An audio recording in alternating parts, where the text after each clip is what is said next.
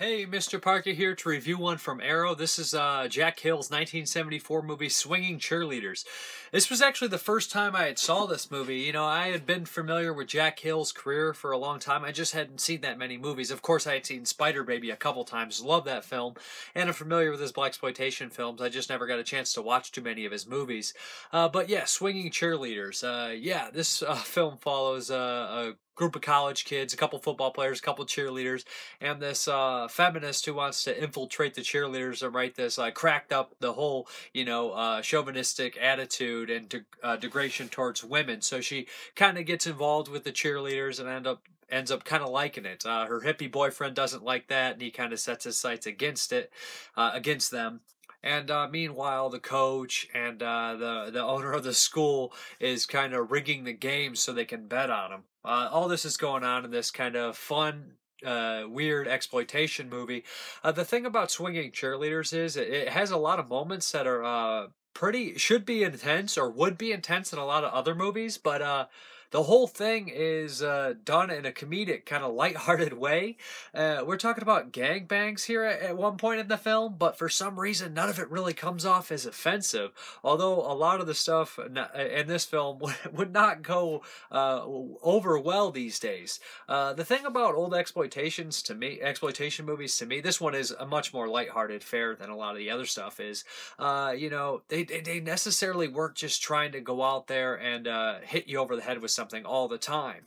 Some movies were, but nowadays I just think the exploitation movies are either pushing the envelope so far and so ridiculous it's tongue in the cheek, or so over the top that it's just intentionally trying to make upset people. These guys really weren't going out there to do that, actually. They're just trying to entertain you through exploitation and whatnot. Although some people did find it offensive back then, it's nowhere near what it would be found offensive today. Things like just reaching up and grabbing a girl's leg and touching down there is just it's just unheard of. You could never put that in a movie nowadays without making it some serious kind of thing. It's just a strange how different the movies have become, and how different our society has become. But this is kind of a glimpse into those old ways. I enjoy the whole package of the movie because on the release they have a commentary with Jack Hill, and Jack Hill's one of those guys who a lot of I'm trying to think, scholars and stuff would put Jack Hill as like, you did this to do this, and you're thinking about the feminist movement, and Jack Hill's like, I really didn't think of that stuff, I just made the movie, and it wasn't necessarily for that or this, but he just does a lot of things the first time before anyone else did because the way he made films and his not really caring attitude just to get out there and get it done and do things a little bit differently than other people. He worked in so many different genres, and I'm not too familiar with the cheerleader genre, but this is supposedly the most lighthearted of them and the best of them. There's some funny moments here, of course. It's definitely a comedic drama type deal, and it never gets boring. There's some fighting in here. There's some familiar faces as well, especially the two cops. The crooked cops in this movie are very familiar. They're in a bunch of movies. Just look up the Internet Movie Database, and the African-American cop is probably in like 100 plus movies that you'll recognize him from. But the Blu-ray comes with, I think, an interview with the director of photography who worked on Killer Clowns from Outer Space, Jack Hill himself, and he's always an entertaining guy to listen to. He comes from the School of Corpsmen, so that's always good stories to hear.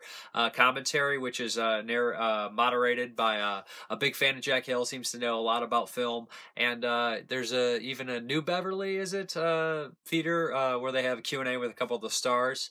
The film looks good on Blu-ray, especially for a movie that was thought to be lost. Looks good, sounds good, it's funny, it's entertaining.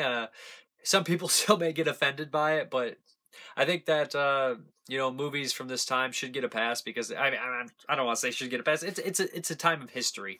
There's so much different things going on in films nowadays than there was back then. It's almost as if you can't hold those movies to standards that you would nowadays.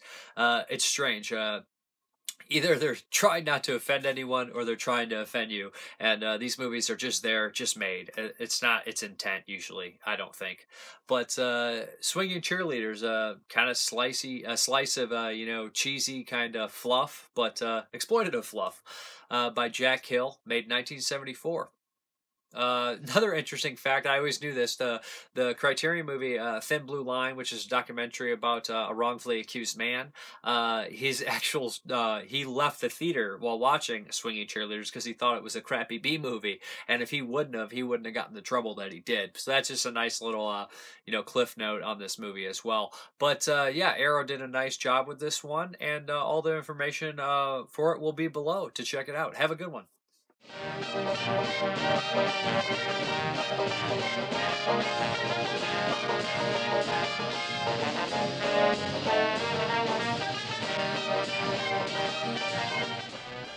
This doesn't do the trick. You should trade your halfback in for a newer model. Come on, Andy. She's right. This might be the night. This is a relic of the nearly forgotten past. Very cleverly engineered to hold you together when you jump up and down. Come here, let me see that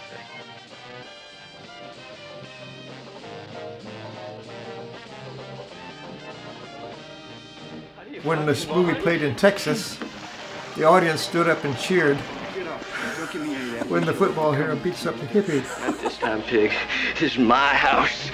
And so I kind of ended up fixing a lot of things that Francis left behind when he went on to stardom. And so I got a lot of good experience that way, and eventually I got to make my own films.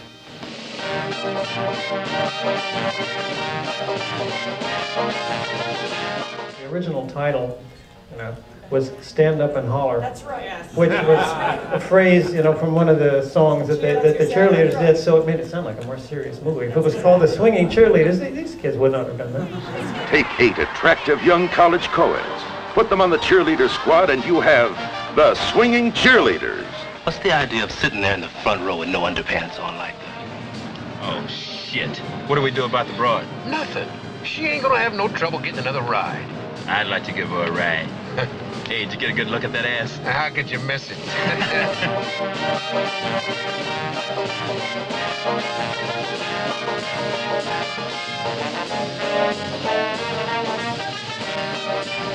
Get out of here. Hey, that was my girl. Shouldn't do that.